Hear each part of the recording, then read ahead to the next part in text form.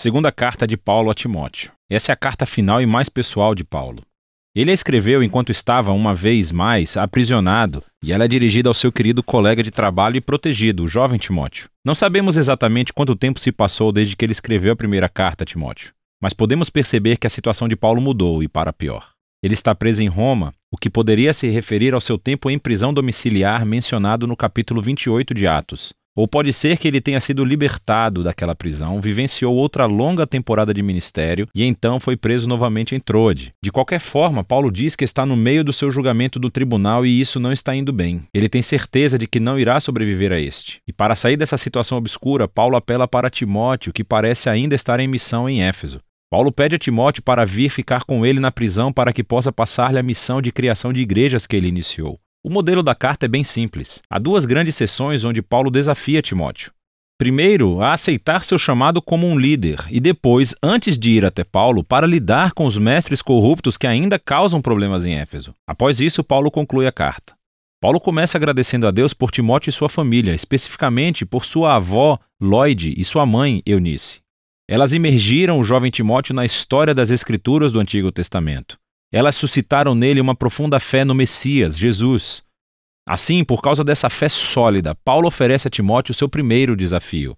Ele o exorta a rejeitar qualquer tentação de se envergonhar das boas novas sobre Jesus ou de Paulo, que está sofrendo na prisão, justamente por anunciá-las. A razão pela qual Paulo precisa enfatizar isso é pelo estigma negativo que ele ganhou, dado a quantidade de vezes que esteve na prisão. Isso fez com que muitos dos colegas de trabalho de Paulo duvidassem da sua vocação como apóstolo. Ele menciona dois homens, Fígelo e Hermógenes. Eles desertaram Paulo, pois ficaram com vergonha de estarem associados a ele, que agora era um criminoso acusado. Então, Paulo pede a Timóteo para rejeitar qualquer medo da vergonha e vir vê-lo. Paulo sabia que esse era um pedido caro, que poderia colocar Timóteo em perigo. E assim, ele lembra a Timóteo que a graça de Jesus é uma fonte de poder realmente importante e que ele precisará dela, pois seguir Jesus não é fácil. Exige tudo o que você tem. Paulo compara o fato de seguir a Jesus a se alistar como um soldado que se esforça para agradar o seu comandante oficial, ou como um atleta que treina o seu corpo para uma competição, ou como um agricultor dedicado e trabalhador.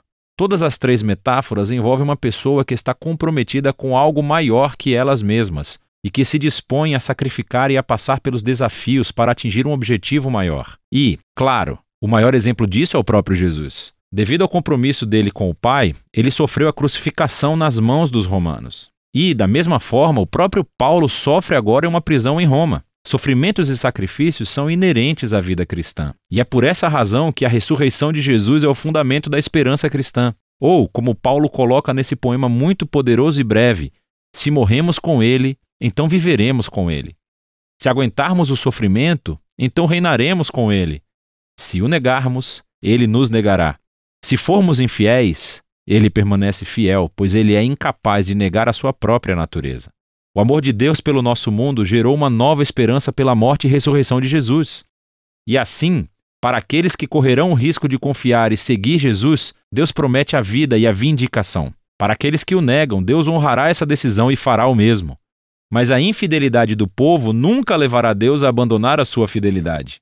E assim, Paulo convida Timóteo a ser fiel, sabendo que isso pode ter um preço. Paulo segue para a segunda metade da carta, convidando Timóteo a confrontar os mestres corruptos em Éfeso, antes que ele venha a Roma. Aquilo que eles ensinam está se espalhando pela igreja de Éfeso como um câncer.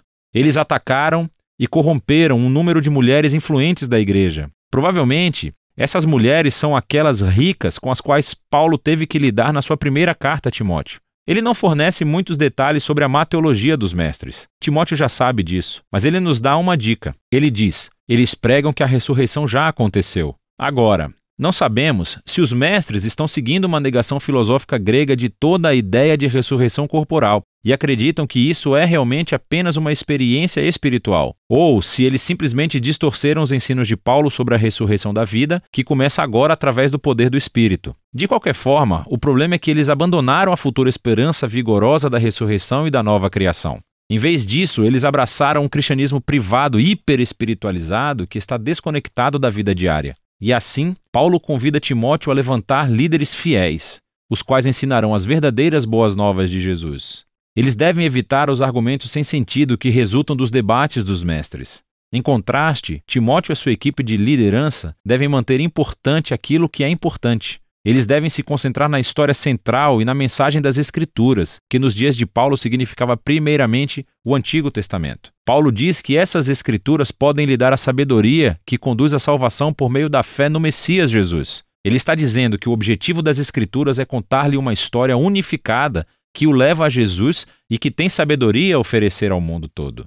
Então Paulo fala sobre a natureza e sobre o propósito das Escrituras. Ele diz que todas as Escrituras são inspiradas divinamente, literalmente pelo Espírito de Deus. É uma referência ao papel do Espírito em guiar o autor bíblico para que aquilo que ele escreve seja o que Deus deseja que o seu povo ouça. E Deus fala ao seu povo nas Escrituras sobre um propósito muito prático. Ele diz que elas são úteis para o ensino, dizendo-me coisas que eu não sabia antes.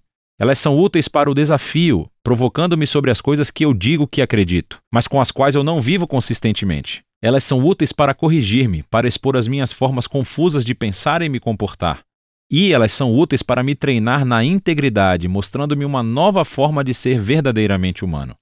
E tudo isso é para que o povo de Deus esteja preparado para fazer o bem.